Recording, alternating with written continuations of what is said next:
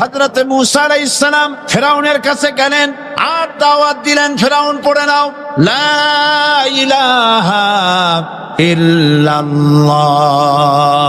ফিরাউন বলেছে মা আলিমতু লাকুম মিন ইলাহিন গায়রি, আমি তো জানি না আমি ছাড়া আরো কোনো ইলাহ আছে, এ কথা আমার জানা নাই, সুতরাং আমি হচ্ছি ইলাহ আর তুমি বলছো লা ইলাহা। তার মানে হচ্ছে ওই সময় পয়গম্বরেরা আল্লাহর নবীর সাহাবীরা তারা জানতেন যে আমরা কিসের দাওয়াত দেই, আর যারা শুনতো তারাও বুঝতো কিসের দাওয়াত শুনতেছি। যখন হযরতে মূসা আলাইহিস সালাম দিলেন, ফিরাউন বলল আমি তো জানি না যে আমি ছাড়া আরো কোন ইলাহ আছে, আইনদাতা তো আমি, তুমি নতুন কোথা থেকে আইনদাতা নিয়ে আসছো? ফিরাউন বলছে দেখো আমারে বাদ দিয়া যদি অন্য কাউকে ইলাহ বলে তুমি মানো আর সেই শিক্ষা যদি জাতিকে দাও, তাহলে আমি তোমাকে ধরে লাআজআলান্নাকা মিনাল মাসজুনিন, আমি তোমাকে কারারুদ্ধ করব, আমি তোমাকে জেলখানায় ঢুকিয়ে দেব। রাষ্ট্রশক্তি প্রথম বাধা দিল কারা বলেন সবাই? সেই বাধা কি ওখানে শেষ হয়েছে না এখনো আছে? আছে কিনা জোরে বলেন। আমি তোমাকে জেলখানায় ঢুকাবো। হযরতে মূসা আলাইহিস সালাম বলেন ফিরাউন জেলের ভয় আমি করি না, আমার কি জেলের ভয় দেখায় লাভ নাই, আমি আল্লাহ পাকের পয়গম্বর হযরতে মূসা আলাইহিস সালাম। ফিরাউনের দলবল আছে, লোক লস্কর আছে, তার অস্ত্রের অভাব নাই। আল্লাহ রাব্বুল আলামিন মূসা আলাইহিস সালামের কাছে একটা অস্ত্র দিছিলেন কিনা আল্লাহ পাক হযরত মূসা কে বলেছেন ওয়া মা তিলকা বিয়ামিনিকা ইয়া মূসা, মূসা রে তোমার হাতে ওটা কি? মূসা আলাইহিস সালাম বললেন এটা লাঠি। আল্লাহ পাক বললেন ফেলে দাও লাঠি, লাঠি ফালায় দিলেন, কি হয়ে গেল? হিয়া হাইয়াতুন তাসআ, লাঠি পড়ে সাপ হয়ে গেল। সাপ দেখে নবী ওলি হোক, সাহাবী হোক আর আলেম হোক, সাপ দেখলে ভয় করে না মানুষের? মূসা আলাইহিস সালাম ভয় পেয়েছে। আল্লাহ রাব্বুল আলামিন হযরত মূসাকে শোনায় দিলেন খুযহা ওয়া লা তাখাফ সানুঈদুহা সিরাতাহাল উলা, খুব ধরো লা তাখাফ, ভয় পেও না। আল্লাহ বলছেন ধরো, ভয় পেও না। ধরার সঙ্গে সঙ্গে স্বাভাবিক অবস্থায় ফিরে আসবে, আবার লাঠি হয়ে যাবে। এখন আল্লাহ বলছেন ধরো, মূসা আলাইহিস সালাম কি ভয় পাওয়া উচিত হবে? মূসা আলাইহিস সালাম কি ভয় পাইছিলেন? কারণ হচ্ছে এই দুশমনের শক্তিটা খুব বড়ই দেখা যায়, মনে হয় যেন অনেক বড় কি জানি কি। আল্লাহ পাক বলছেন ইন্না কাইদাশ শয়তানে কানা দাঈফা, শয়তানের চক্রান্ত যতই তুমি মনে করো অনেক ষড়যন্ত্রের জাল বিস্তার হয়ে আছে, আল্লাহ কয় কিছুই না, দাঈফা অত্যন্ত দুর্বল। আল্লাহ পাক বললেন ধরো, মূসা আলাইহিস সালাম সাপ ধরলেন, সঙ্গে সঙ্গে লাঠি হয়ে গেল। ফিরাউন বরদাস্ত করলো না, রাষ্ট্রশক্তির পক্ষ থেকে আক্রমণ শুরু হলো। অপরাধ কি? মূসা আলাইহিস সালামের অপরাধ কি অপরাধ? মাশাআল্লাহ বুঝতে পেরেছেন। অপরাধ হচ্ছে তিনি বলেছেন লা ইলাহা, জোরে বলেন লা ইলাহা ইল্লাল্লাহ। এই কালেমাকে আজ আমরা ভিক্ষার বুলি বানাইছি। এটা হলো সার্বভৌমত্বের বুলি, এটা হচ্ছে আল্লাহ পাকের সার্বভৌমত্বের কথা। এই কালেমার জাত এর আঘাত পয়গম্বররা মেরেছেন। হযরতে মূসা আলাইহিস সালাম যখন বলেছেন লা ইলাহা ইল্লাল্লাহ, এই ধাক্কা ফিরাউন বরদাস্ত করতে পারে নাই। দরিয়ায় নীলের ভিতরে আল্লাহ পাক ডুবাই শেষ করে দিয়েছেন, দেন নাই? হযরতে মূসা আলাইহিস সালাম তার উম্মতেরা দরিয়ার পাশে বসে দ্বীনি কথাবার্তা বলতেছেন। এমন সময় ফিরাউন, তার শত্রু হচ্ছে মূসা আলাইহিস সালাম। শত্রু কেন? মূসা কি ফিরাউনের পাকা ধানে মই দিয়েছে নাকি? বলেন আপনারা। তার হালের গরু পিটায় মারছে নাকি? অপরাধ হলো তিনি আল্লাহর জমিনে আল্লাহর আইন প্রতিষ্ঠার কথা বলেছেন। এই শুধুমাত্র এই অপরাধে ফিরাউন তার দলবল নিয়ে 3 দিক থেকে আক্রমণ করেছে। মূসা আলাইহিস সালামের উম্মতেরা ভয় পেয়ে গেছেন। তারা বলছেন ইন্না লামুদরাকুন, আমরা পাকড়াও হয়ে গেছি। 3 দিকে সাঁড়াশি আক্রমণ, 3 দিকে শত্রু, একদিকে দরিয়া, পালাবার রাস্তা আছে? হযরত মূসা আলাইহিস সালাম ভয় পেয়ে গেলেন, সারেন্ডার করলেন না। হযরত মূসা আলাইহিস সালাম বললেন কাল্লা, কখনো নয়, ভয় পাওয়ার কোনো কারণ নাই। রব্বি সায়াহদিন, অবশ্যই আমার রব আমার জন্য রাস্তা করে দিবেন, ভয় পাইও না, আমার রব রাস্তা করে দিবেন। আল্লাহ রাব্বুল আলামিন হযরত মূসা আলাইহিস সালামকে অর্ডার করলেন, হাতের লাঠি দিয়া দরিয়ার উপরে আঘাত করো। হযরতে মূসা আলাইহিস সালাম দরিয়ার উপর আঘাত করলেন। রাস্তা ছিল দরকার একটার, এক বাড়িতে আল্লাহর হুকুমে লাঠি দিয়ে একটি আঘাত করার সঙ্গে সঙ্গে হযরত মূসার তার সঙ্গী সাথী দরিয়া পার হওয়ার জন্য দরিয়ার মধ্য দিয়ে আল্লাহ 12টা রাস্তা পয়দা করে দিলেন। সে আল্লাহ আছে না নাই? এত আসতে বলেন কেন? ভয় পাওয়ার কারণ আছে। রাষ্ট্র শক্তি বাধা দিয়েছে সমস্ত নবীদেরকে। কেন? নবীদের চরিত্র খারাপ? জোরে বলে, নবীদের চরিত্র খারাপ? নবীদের চাইতে মাসুম বেগুনাহ উন্নত চরিত্রের মানুষ আল্লাহর আকাশের নিচে জমিনের উপরে আর হয় নাই। নেতা হচ্ছেন সেই ব্যক্তি যিনি বলেছেন, ও আমার স্ত্রীরা, ও আমার সাহাবীরা, রাতের আধারে আমার মধ্যে যা আচরণ দেখতে পাও, দিনের আলোতে আমার মধ্যে যা দেখতে পাও, সবগুলি খুলে খুলে মানুষের কাছে বলে দাও। তার নাম বিশ্বনবী মুহাম্মদ রাসূলুল্লাহ সাল্লাল্লাহু আলাইহি ওয়াসাল্লাম। ইসলামের মূল দাওয়াতটা হলো ফিতরাত অনুযায়ী দাওয়াত দেওয়া হয়েছে। মানুষ যেন মাথা নত করে, গোলামি করে। এজন্য আল্লাহ রাব্বুল আলামিন বলেছেন যে আমি মানুষ এবং জিনকে সৃষ্টি করেছি। তার কারণটাই হলো মা খালাকতুল জিন্না ওয়াল ইনসা ইল্লা লিয়াবুদুন। মানুষ আর জিন জাতিকে সৃষ্টি করা হয়েছে ইবাদতের জন্য, গোলামির জন্য। ইবাদত আর গোলামি এটাই করতে হবে। গোলামি করতে হবে, দাসত্ব করতে হবে। আর এই দাসত্ব, আল্লাহর আনুগত্য, এই গোলামির দাওয়াত দিয়েছেন দুনিয়ার সব নবীরা। কোন নবী বলেন নাই যে আমার গোলামি করো। কেউ বলেছেন? বলেন জোরে, কেউ বলেছেন? আল্লাহ পাক বলেন, ওয়ালাকাদ বা'আসনা ফি কুল্লি উম্মাতির রাসূলা আন ইবুদুল্লাহা ওয়াজতানিবুত তাগুত। প্রত্যেক জাতির জন্য আমি রাসূল প্রেরণ করেছি। তারা মানুষকে দাওয়াত দিয়েছেন এই কথা বলে যে এক আল্লাহর গোলামি করো, তিনি ছাড়া কোনো ইলাহ নাই, আইনদাতা নাই, বিধানদাতা নাই। তার গোলামি, তার সামনে মাথা নত করে দাও। নামাজ হচ্ছে তাওহীদের অবশ্যম্ভাবী এক বহির্প্রকাশ। তাওহীদের জন্য তাওহীদবাদী মানুষ যারা, তাদেরকে নামাজ আদায় করতেই হবে। আকীদা বিশ্বাসের দিক থেকে তাওহীদ যদি হয় পুরা দ্বীনের মূল উৎস, তাহলে আমলের দিক থেকে নামাজ হচ্ছে পুরা দ্বীনের মূল ভিত্তি। নামাজ হচ্ছে আমলের মূল ভিত্তি। এর বাস্তবায়ন ছাড়া দ্বীন পূর্ণ হয় না। নামাজ মুমিনের কেবলমাত্র একটি উত্তম আমলই নয়, বরং নামাজ হচ্ছে ইমানের মূল ভিত্তি। যার কাছে নামাজ নাই তার কাছে কিছুই নেই। রাসূল করিম সাল্লাল্লাহু আলাইহি ওয়াসাল্লাম বলেছেন যে নামাজ যে ব্যক্তি পড়ে না, আল্লাহ পাকের সাথে তার কোনো সম্পর্ক বাকি থাকে না।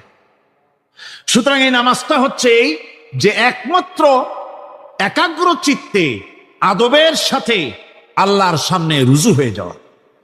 কোরআনে কারীম বলছে, মুনিবিনা ইলাইহি ওয়াত্তাকুহু ওয়া আকিমুস সালাতা ওয়া লা তাকুনু মিনাল মুশরিকিন। তোমরা আল্লাহর থেকে রুজু হয়ে যাও এবং তাকে ভয় করে অন্যায় কাজ থেকে বিরত থাকো, আর নামাজ কায়েম করো। মুশরিকদের অন্তর্ভুক্ত হয়ে যেও না। নামাজ কায়েম করা, নামাজের আদেশ কোরআনে কারীমের মধ্যে আল্লাহ পাক বহু জায়গায় করেছেন। ঈমানের পর নামাজই হচ্ছে সবচেয়ে বড় জরুরি। একজন মানুষ ঈমান আনলো, যেমন কালকে একজন ঈমান এনেছে। ঈমান আনার সাথে সাথে তার প্রথম কাজ কি বলুন? বলেন, প্রথম কাজ কি? ফজরের নামাজের আগে একজন ইসলাম কবুল করলেন, তার প্রথম দায়িত্ব নামাজকে আদায় করে দেওয়া, ফজরের নামাজ পড়া। জোহরের আগে কেউ ঈমান আনলো, তার প্রথম দায়িত্ব জোহরের নামাজ আদায় করা। আসরের নামাজের আগে ঈমান এনেছে, তার প্রথম দায়িত্ব হলো আসরের নামাজ আদায় করা। তার মানে হলো ঈমান আনার পর একজন ঈমানদারের প্রথম দায়িত্ব হচ্ছে নামাজ। গুরুত্বপূর্ণ বিষয়, খুব ভালো করে শুনতে হবে, ইয়াদ রাখতে হবে প্রত্যেকটি মুসলমানের। এই নামাজ কি জিনিস, কেমনে আদায় করতে হবে, আদায় না করলে কি হবে, গুরুত্বপূর্ণ এই কথাগুলি প্রত্যেকের স্মরণ রাখতে হবে। কিয়ামতের দিন মানুষ যে জাহান্নামে যাবে, জাহান্নামের জন্য, জাহান্নামে যে সব কারণে যাবে, তার মধ্যে বড় কারণ কালকে বলেছিলাম, দেখি মনে আছে নাকি। বড় কারণ কয়টা? কয়টা? আলহামদুলিল্লাহ মনে আছে। আল্লাহ রাব্বুল আলামিন বলেন, ইয়াতাসাআলুনা আনিল মুজরিমিন, কিয়ামতের দিন অপরাধীদেরকে জিজ্ঞেস করা হবে, মা সালাকাকুম ফি সাকার, জাহান্নামে কেন আসছো? জবাবে তারা বলবে, ক্বালু লাম নাকু মিনাল মুসাল্লিন ওয়া লাম নাকু নুতঈমুল মিসকিন, নামাজ পড়ি নাই আর এতিম মিসকিনদের খেতে দেই নাই, এই কারণেই জাহান্নামে এসেছি। কল নাউযুবিল্লাহ। নামাজ যারা পড়বে না জাহান্নামে যেতে হবে। কোথায় যেতে হবে? আকীদাগত দিক থেকে ঈমান হলো তাওহীদের স্বীকৃতি, আর আমলের দিক থেকে নামাজ হচ্ছে তাওহীদের বহিঃপ্রকাশ। আপনি মুসলমান তা প্রমাণ হবে নামাজ দিয়ে। নামাজহীন ঈমানের দাবি মূল্যহীন। যার নামাজ নাই তার ঈমানের দাবি করার কোনো মূল্যই নেই। অনেক এরকম কথা বলে, হুজুর আমি মানুষটা নিতান্ত খারাপ না, যাই মনে করে, গ্রামে রাস্তা বানাইছি, ব্রিজ করে দিয়েছি, কালভার্ট করেছি, এতিম মিসকিনরে তাও মাঝে মধ্যে খাবার দেই, বিধবারে কাপড় চোপড় দেই, মানুষটা আমি নিতান্ত খারাপ না, তবে এই মাঝে মধ্যে একটু নামাজ পড়ি না, তাতে কি আমার ঈমান নষ্ট হয়েছে? আমি বলি, ভাই ঈমানই তো নাই, নষ্ট হবে কি? ঈমান থাকলে না নষ্ট হবে? ঈমান নাই। সুতরাং একজন মুসলমান যদি নামাজ না পড়ে নিজেকে মুসলমান বলে দাবি করার কোন হক তার নাই, দাবি করার অধিকার নাই। নামাজ হচ্ছে জিন্দেগি, নামাজটাই মূলত জিন্দেগি। নামাজটা কি? জিন্দেগি। আল্লাহ রাব্বুল আলামিন শেখাচ্ছেন, কুল ইন্না সালাতি ওয়া নুসুকি ওয়া মাহইয়ায়া ওয়া মামাতি লিল্লাহি রাব্বিল আলামিন। মুহাব্বতের সাথে সবাই পড়েন, কুল ইন্না সালাতি ওয়া নুসুকি ওয়া মাহইয়ায়া ওয়া মামাতি লিল্লাহি রাব্বিল আলামিন। বলো আমার নামাজ, বলো আমার নামাজ, আমার কোরবানি, আমার হায়াত, আমার মত সবকিছুই আল্লাহ রব্বুল আলামিনের জন্য নিবেদিত। আমার বেঁচে থাকা, আমার মরে যাওয়া সব আল্লাহর জন্য। সে আল্লাহ রব্বুল আলামিন, তার জন্য সবকিছু নিবেদিত করতে হবে। আল্লাহ পাকের গোলাম আমাদের বানিয়েছেন, আল্লাহ আমাদের গোলামি করা লাগবে। আর গোলামির নমুনা যাকাত দিয়া, হজ দিয়া, দাম দিয়া, সদকা দিয়া, কোন জিনিস দিয়ে নামাজের মতো গোলামির উৎকৃষ্ট প্রমাণ বা নমুনা আর কিছুতে নাই। আমি যে গোলাম তার উৎকৃষ্ট প্রমাণ হচ্ছে নামাজ। নামাজেই একটা মানুষ গোলামির অনুভূতিতে তাকে নিয়ে যায়। বাদশাহ হোক, মন্ত্রী হোক, পীর হোক, মৌলানা হোক, মুহাদ্দিস হোক, বড় লোক হোক, গরিব হোক, পুরুষ হোক, নারী হোক, যাই হোক, নামাজে দাঁড়াইলো, একেবারে কান্ডারে ধরিয়া কানের কাছে হাত দিয়া, হাত দুটো বাঁধিয়া মাথা নিচের দিকে দিয়ে দাঁড়ায় গেল। কিসের মতো? আসামি, আসামির মতো, গোলামের মতো। সুবহানাল্লাহ। এদিক ওদিক তাকাইতে পারবা না, চোখটা থাকবে সেজদা যেখানে দিবা সেখানে। তাকানো নিষেধ, সেজদার দিকে তাকাও। এরপরে যখন রুকুতে গেলেন, গোলামির নমুনা হয়ে গেল। গোলামের এরকম মাথা নিচু করে থাকতে হয় প্রভুর সামনে। গেলেন, রাজা, বাদশাহ, বড় লোক, সব অহংকার চূর্ণ হয়ে গেল। নাক আর কপাল দিয়া আমার মাবুদের দরবারে মাথাটা লাগাই দিলাম জমিনের উপরে। সুবহানাল্লাহ। আমি আমার ভাষায় বলি, আমি আমার ভাষায় কথাটা এভাবে বলি, এই জমিনটা যদি কাগজ হয় আর আমার নাকটার কপালটা যদি কলম হয়, তাহলে আমি যে গোলাম দৈনিক 5 বার আমার নাক আর কপাল দিয়া জমিন নামক কাগজের উপরে দাসখতের উপরে দৈনিক 5 বার নাকার কপাল দিয়া সই করে দেই, আল্লাহ আমি তোমার গোলাম, আর কারো গোলাম নই, আমি একমাত্র তোমার গোলাম।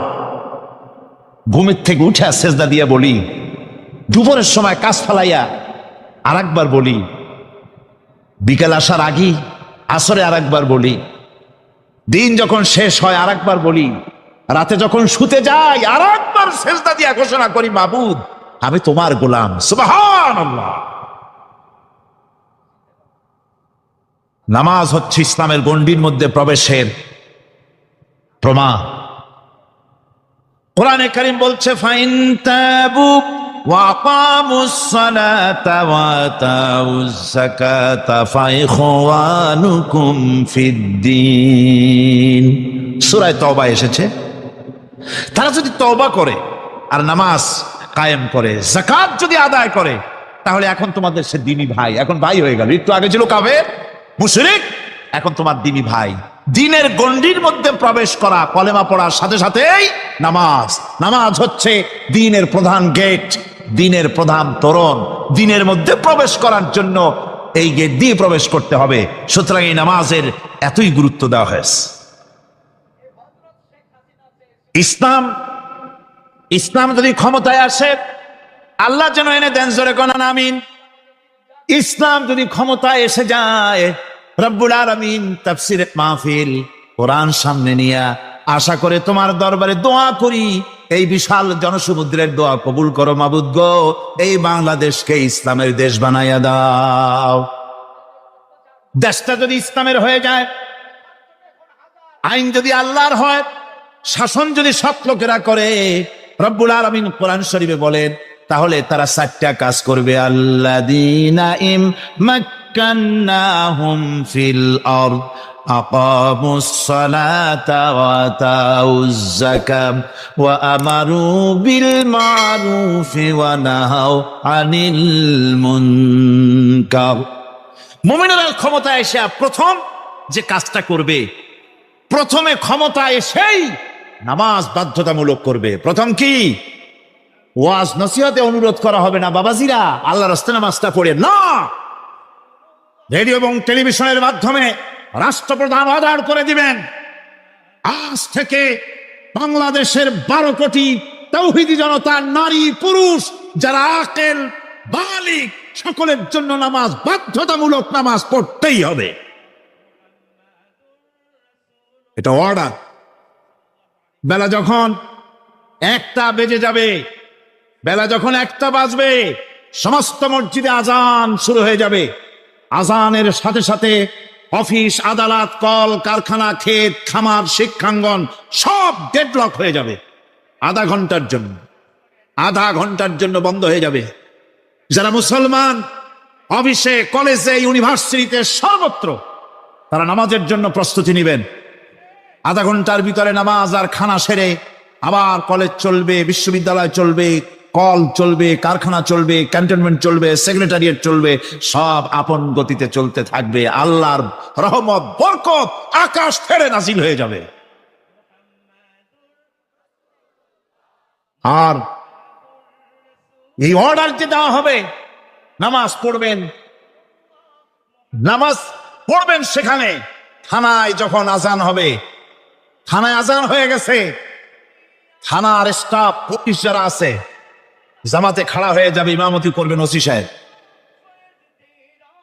এসপির অফিসে এসপি সাহেব ইমামতি করবেন, ডিসি সাহেব তার অফিসে ইমামতি করবেন, মন্ত্রী সেক্রেটারিয়েট ইমামতি করবেন, প্রেসিডেন্ট বঙ্গভবনে ইমামতি করবেন, বিশ্ববিদ্যালয়ের ভাইস চ্যান্সেলরের ইমামতিতে সে জায়গার মুসলমান ছাত্র ছাত্রী, শিক্ষক শিক্ষয়িত্রী এক জামাতে নামাজ আদায় করবে। এই যদি হয় চিত্র দেশের, অপরাধ থাকবে। থানায় ওসি সাহেব নিজেই যদি জামাতের ইমামতি করেন, এইভাবে নামাজ আদায় করেন পুলিশদের নিয়ে জামাতে, ঘুষ আর খাবে তারা? এসপি সাহেবের অফিসে, ডিসি সাহেবের অফিসে মন্ত্রীরা যদি ভাবে নামাজ কায়েম করে, তাহলে কি অন্যায় অপরাধ কিছু থাকবে সমাজে? থাকবে না। সুতরাং নামাজ বাধ্যতামূলক করে দেওয়া হবে। নামাজ বাধ্যতামূলক, সকলকে নামাজ পড়তে হবে। নামাজ হচ্ছে অপকর্মের প্রতিবন্ধ। নামাজ পড়লে অন্যায় কাজ থেকে বাঁচার পর, অন্যায় থেকে বাঁচাই কিসে? নামাজ।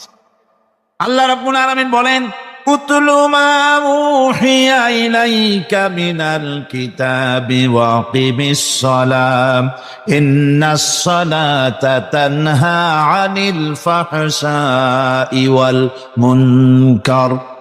হে নবী, এই কিতাব তেলাওয়াত করো যা তোমার প্রতি অবতীর্ণ করা হয়েছে, এই কিতাব তেলাওয়াত করো আর নামাজকে প্রতিষ্ঠা করো। নিঃসন্দেহে নামাজ মানুষকে পাপাচার থেকে বাঁচায়া দেয়। অশ্লীলতা, পাপাচার থেকে মানুষকে বাঁচায় কে? জোরে চিল্লা এখন কে? নামাজ।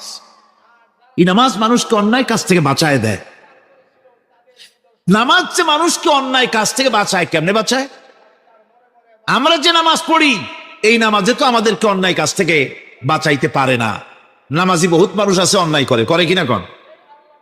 না করে না? করে। নামাজি অথচ অন্যায় করে। আর আল্লাহ বলছেন নামাজিকে, নামাজ তাকে অশ্লীলতা থেকে ফিরায়। তাহলে কথা কারটা ঠিক? আল্লাহটা। জোরে বলেন কারটা ঠিক? অবশ্যই আমার আল্লাহর কথা হক। প্রথম যে কথাটা সেটা হচ্ছে এই যে আমরা যা নামাজে পড়ি আমরা তা বুঝি না। কথা ঠিক কিনা? আমি যদি এখন প্রশ্ন করি সামি আল্লাহু লিমান হামিদা অর্থ কি, কন? ফার্স্ট ডিভিশনে কয়েকটা লেটার নিয়ে ফেল করবেন এরকম লোক আছেন না নাই? সুবহান রাব্বিয়াল আলা অর্থ কি জানি না। সুবহান রাব্বিয়াল আযীমের অর্থ কি জানি না। দোয়ায় কুনুত অর্থ কি জানি না। তাশাহুদ অর্থ কি জানি না। সূরা ফাতিহার অর্থ কি জানি না। এমন কি উযুর মধ্যে কয়টা ফরজ তা অনেকের জানা নাই। কথা কি বেশি বললাম না ঠিক বলছি? একজনের জিজ্ঞেস করলো, মিয়া উযুতে কয় ফরজ? ভাই হুজুর কি মনে করেন যে বুঝি জানি না? এটা তো সাধারণ ব্যাপার, বলেন না কয় ফরজ? উযুতে তো 17 ফরজ। কি কি কয়? হাত ধোয়া, পাও ধোয়া, মুখ ধোয়া, নাক ধোয়া, চোখ ধোয়া, জিহ্বা ধোয়া, মাথা ধোয়া। বলতে বলতে গুনে দেখা গেল প্রায় 19টার মতো বলছে। বলা হলো, মিয়া বললেন আপনি উযুতে ফরজ 17টা, কইলেন আপনি 19টা। কয় হুজুর জানি আরো, বলি না আপনাদের ভয়তে। উযু জানে না, নামাজ জানে না, তাকে এই নামাজ কেমনে ফিরাবে অন্যায় কাজ থেকে? কথা বুঝতে পেরেছে? নামাজে আল্লাহু আকবার বললাম, এরপরে সানা পড়লাম, তারপরে সূরা ফাতিহা পড়লাম। সূরা ফাতিহার ভিতরে যে সমস্ত কথাগুলি বললাম সেই কথাগুলি বুঝি না, কি বলেছি তাও জানি না। এরপরে সুবহান রাব্বিয়াল আলা বলেছি, সুবহান রাব্বিয়াল আযীম বলেছি, সামি আল্লাহু লিমান হামিদা বলেছি, অর্থ কি জানি না। আল্লাহ তা শুনতে পান, যে ব্যক্তি আল্লাহর প্রশংসা করেন তিনি তা শুনতে পান। নামাজের মধ্যে আইডিয়া দেওয়া হচ্ছে, তুমি যে আল্লাহর জন্য নামাজ পড়তেছো, প্রশংসা করতেছো, এটা এমন নয় যে আল্লাহ পাক দেখছেন না বা শুনতেছেন না। তুমি যা বলতেছো, প্রশংসা করতেছো, আল্লাহ পাক তা শুনতে পাচ্ছেন। সামি আল্লাহু লিমান হামিদা, সুবহান রাব্বিয়াল আলা। আমি মহান সর্বশ্রেষ্ঠ আল্লাহ রাব্বুল আলামিনের পবিত্রতা ঘোষণা করছি, আমি তার প্রশংসা করছি। সূরা ফাতিহার কি আমরা বলি আপনারা ব্যাখ্যা দেখে বুঝে নিয়েন, সেগুলি আমি এখানে বলে বাকি কথা সব শেষ করতে পারবো না। নামাজে কি পড়েন সেটা যদি জানতেন, অবশ্যই আল্লাহ রাব্বুল আলামিনের কথা কার্যকরী হয়ে যেত। ইন্নাস সালাতা তানহা আনিল ফাহশাই ওয়াল মুনকার। নামাজ মানুষকে পাপের কাজ, অশ্লীলতা থেকে ফিরাতে পারে। আল্লাহ ইন্না বসায়ছেন, নিশ্চয়ই, বেশক, অবশ্যই নামাজ পাপ থেকে ফিরাবে। কিন্তু কেমনে ফিরাবে নামাজ তো বুঝি না। নামাজ তো বুঝি না, খালি সেজদা দেয় জনমের মতো। আর সেজদা কি? নামাজে যদি দেখে ইমাম দেরি করতেছে, আত্তাহিয়াত পড়তে দেরি হয়ে যাচ্ছে, পিছন থেকে সিগন্যাল মারে, ঠিক কিনা? বেয়াদব, বেয়াদব। তোমার নামাজ, তোমার আত্তাহিয়াত আগে শেষ হয়েছে, তাতে কি হয়েছে? চুপ করে বসে থাকো। ইমামকে কাশি দিয়া সতর্ক করার অধিকার তোমার নাই। যদি ইমামকে সতর্ক করার জন্য কাশি দিয়ে থাকো, তোমার নামাজ ফাসেদ হয়ে যাবে। এটা ফাজলামি করার জায়গা না, এটা নামাজ। এর নাম কি? ধীরে সুস্থে নামাজ পড়তে হবে। অনেকে মসজিদটারে মনে করে জেলখানা। ঢুকতে যত দেরি, বেরোতে পারলে যেন বাসে যান ছটফট করে। সিনেমার মধ্যে গিয়ে ঘন্টার পর ঘন্টা বসে থাকে, খারাপ লাগে না? মসজিদে কেরাত যদি একটু লম্বা পড়ে, পিছনে বসে খালি কি যে করে মনে মনে বলতে থাকে যে ইমাম এমন কাঁচা ছাড়া ছাড়ি না। আর গান যখন শোনে শুনতেই থাকে, কত মজা, ঘুম আসে না। নওয়াজুবিল্লাহ। সুতরাং নামাজে কি পড়েন সেটা আপনাকে বুঝতে হবে। সঠিকভাবে নামাজ পড়ার পরও যদি কোনো মানুষের সঠিকভাবে, ভালো করে শোনেন, সঠিকভাবে নামাজ পড়ার পরেও যদি কোনো মানুষ পাপের থেকে না ফেরে, তাহলে বুঝতে হবে একথা, পানি আর সাবান দিয়া কাপড় ধুলে কাপড়ের ময়লা যাবে, কিন্তু পানি আর সাবান দিয়া কয়লা জনমের মতো ধুইলেও কয়লার ময়লা যাবে না। কথা বুঝে আসছে? এর থেকে আর উত্তম দৃষ্টান্ত আমার কাছে নাই।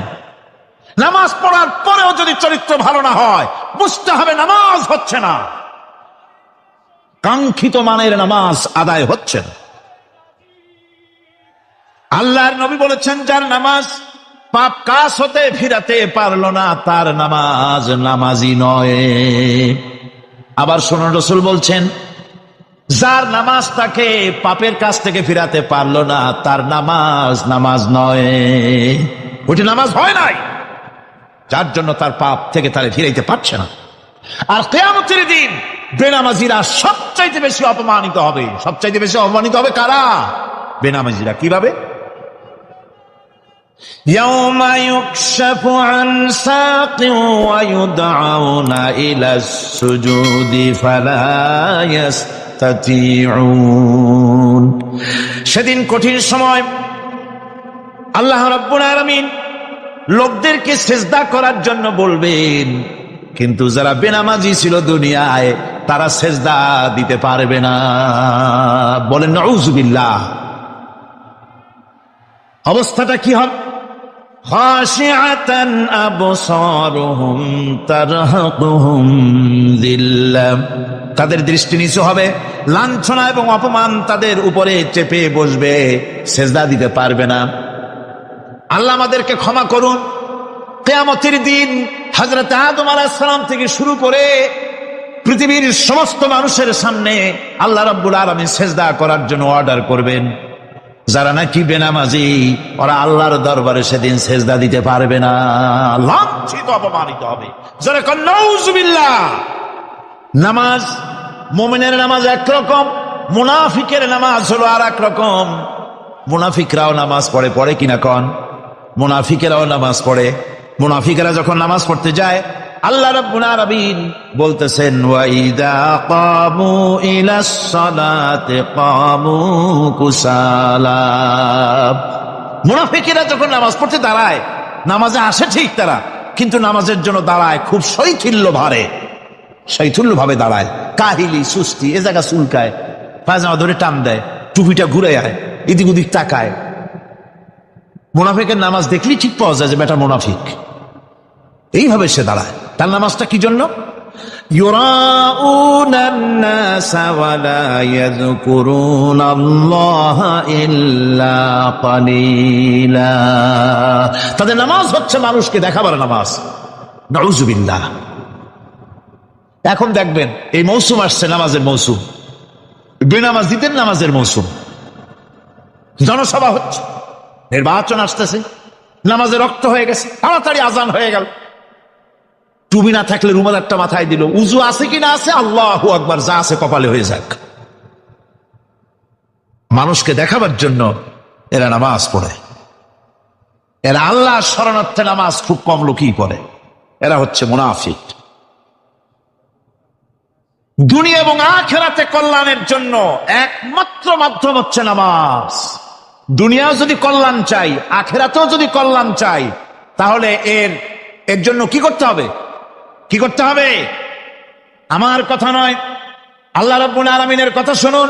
রব্বুল আলামিন বলেন, ক্বাদ আফলাহাল মুমিনুন الذين هم في صلاتهم خاشعون والذين هم للزكاة فاعلون والذين هم لفروجهم حافظون নিশ্চিতভাবে সেই সব মুমিন কল্যাণ লাভ করবে নিশ্চিতভাবে।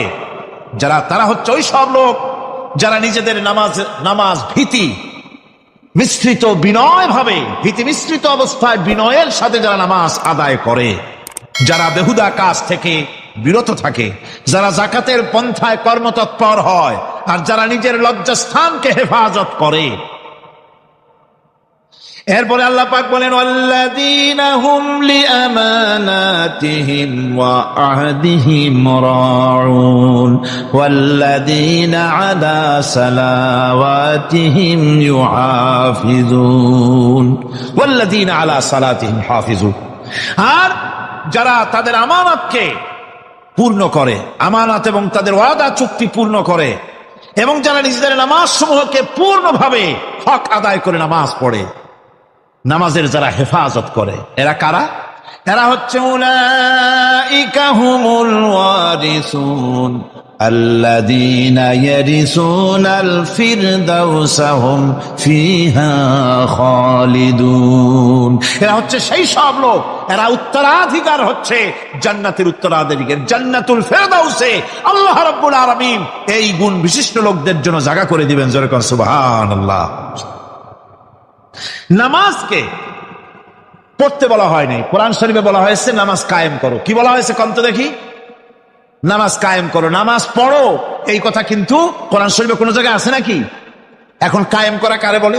একটা গুরুত্বপূর্ণ আরেকটি বিষয়, নামাজ কায়েম করতে বলা হয়েছে। কায়েম কি? কায়েমটা হচ্ছে দৃষ্টান্ত স্বরূপ বলা যায় যে জিনিসটা সমাজে প্রতিষ্ঠিত আছে ওইটারে বলে কায়েম হওয়া, আর যেটা প্রতিষ্ঠিত নাই ওটা কায়েম নাই। কায়েম মানেই হলো প্রতিষ্ঠিত থাকা। যেমন আমাদের দেশে, আমাদের সমাজে নারী পুরুষ শিশু বৃদ্ধ সকলেই কাপড় পরা, শাড়ি পরা, লুঙ্গি পরা, এই কাপড় পরাটা কায়েম আছে, প্রতিষ্ঠিত আছে না নাই? যার কারণে কাপড় পরা সমাজে কায়েম আছে বলে উলঙ্গ মানুষ সমাজে খুঁজে পাওয়া যায় না, পাগল ছাড়া। ঠিক কিনা? একটা বাচ্চাকেও যদি উলঙ্গ হতে বলেন এখানে, 5 বছর 6 বছরের একটা বাচ্চাকেও, সে কিন্তু রাজি হবে না। ঠিক কিনা?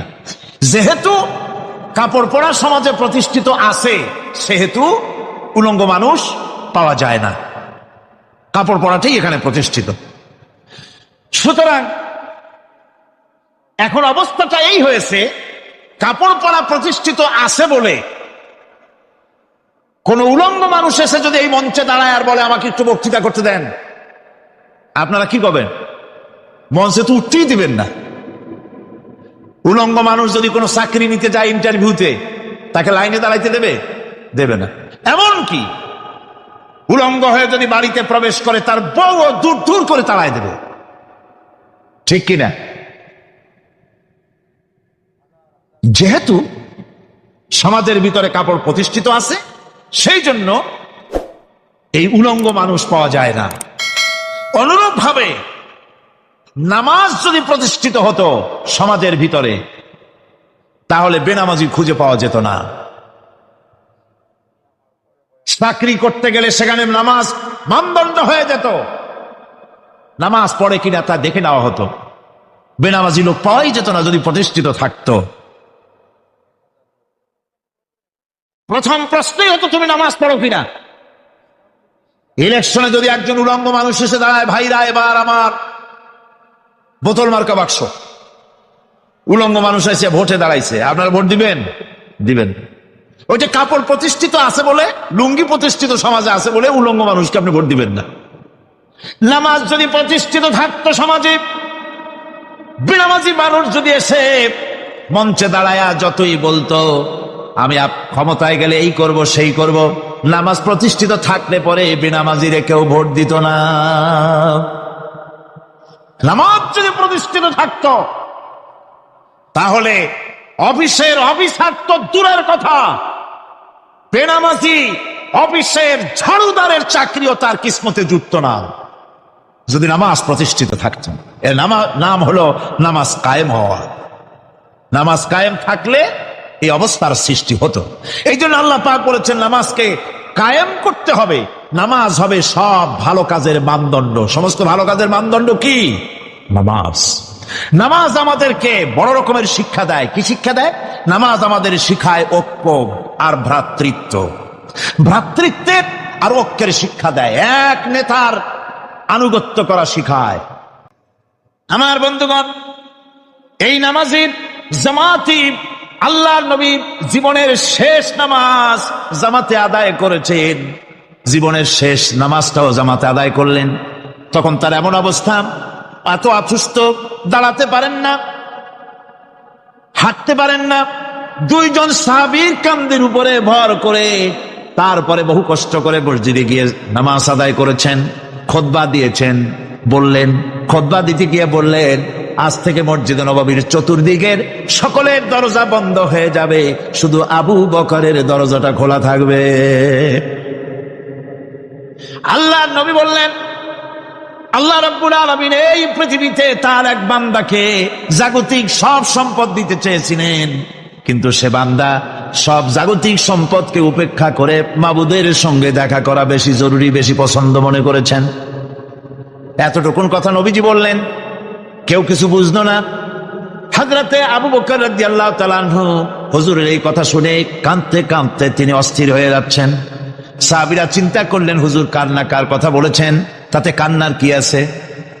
বয়োবৃদ্ধ, জ্ঞান বৃদ্ধ হযরতে আবু বকর রাদিয়াল্লাহু তাআলা আনহু বুঝতে পেরেছেন এই পৃথিবীর সব সম্পদ তো আল্লাহ হুজুরকেই দিতে চেয়েছিলেন। তিনি সমস্ত সম্পদকে উপেক্ষা করে তার মাবুদের সঙ্গে দেখা করার জন্য প্রস্তুতি নিয়েছেন। তার মানে হলো আল্লাহ নবী বিদায় হয়ে যাবেন, আমরা নবী থেকে এতিম হয়ে যাব। নবীজি ঘরের মধ্যে প্রবেশ করলেন। প্রচন্ড জ্বর এলো। এই প্রচন্ড জ্বর নিয়ে তিনি শুয়ে আছেন, কখনো বেহুশ কখনো হুশ। এর মধ্যে সার আজান হয়ে গেল। সাহাবীরা বহুক্ষণ অপেক্ষা করে হযরত আবু বকরের ইমামতিতে নামাজ শুরু করলেন। হুজুরের হুশ এলো। প্রশ্ন করলেন, আয়েশা রে, এখন কোন সময়? হযরত আয়েশা বলেন, ইয়া রাসূলুল্লাহি, মসজিদে নববীতে নামাজ শুরু হয়ে গেছে। সাহাবীরা অনেকক্ষণ অপেক্ষা করে আমার বাবার ইমামতিতে নামাজ পড়তেছে সবাই, কিন্তু সাহাবীরা কেঁদে কেঁদে নামাজের মধ্যেই কাঁদতে কাঁদতে অস্থির হয়ে যাচ্ছে। তাদের মনের ধারণা হয়েছে নবীজির পেছনে নামাজ পড়ার কিসমত থেকে তারা মাহরুম হয়ে গেল। নবীজি বলেন, আয়েশা, দরজা খুলে দাও আর আমার মাথাটা একটু উঁচু করে ধরো, আমি একটু নামাজের দৃশ্যটা দেখি। দরজা খুলে দেওয়া হলো, নবীজির মাথা উঁচু করে ধরা হলো। নামাজের জামাতের দৃশ্য দেখে নবীজি আবার শুয়ে পড়লেন। হযরত আয়েশা লক্ষ্য করে দেখেন নবীজির দুই চোখের কোনা দিয়া পানি পড়তেছে। মা আয়েশা জিজ্ঞেস করেন, ইয়া রাসূলুল্লাহ, হে, নামাজের দৃশ্য দেখে চোখে কেন পানি এলো? হুজুর বলেন, আয়েশা রে, এটা কোনো দুঃখের পানি নয়, এটা তৃপ্তির পানি। এই যে জামাত নামাজ পড়তেছে লোকেরা, এই জামাত কায়েমের জন্য তায়েফের ময়দানে অনেক রক্ত আমার ঝরেছে। উহুদের ময়দানে দান্দান মোবারক শহীদ হয়েছে, সাহাবায়ে কেরাম জীবন দিয়েছে। এই যে জামাত আমি দেখতে পেলাম, ভবিষ্যতের একটা ছবি যেন চোখে ধরা পড়লো। আমার মনে হলো কিয়ামত পর্যন্ত এই পৃথিবীতে আমার যত উম্মত আসবে তারা এইভাবে করে জামাতে নামাজ আদায় করবে। নবীজি মাথার কাছে মালাকুল মউত যখন এসে গেছেন, আমার ভাইরা, এই পৃথিবীতে যত নবীরা এসেছিলেন মৃত্যুর সময় সমস্ত নবীরা শেষ কথা যেটা বলেছেন, হাদিস, সমস্ত নবীরা উম্মতের জন্য মৃত্যুর মুহূর্তে শেষ কথা যেটা বলেছেন সেটা হলো আসসালাত, আসসালাত, নামাজ, নামাজ। আমার নবী যখন বিদায় হয়ে যান, বিদায় মুহূর্তে মেয়ের কথা বললেন না, কলিজার টুকরা নাতির কথা বললেন না, জামাইয়ের কথা বললেন না, স্ত্রীর কথা বললেন না। মৃত্যুর সময় শেষ কথা বললেন আসসালাত, আসসালাত ওয়া মা মালাকাত আইমানুকুম, নামাজ, নামাজ, আমার উম্মতেরা নামাজ, আমার উম্মতেরা নামাজ ছেড়ে দিও না, নামাজ।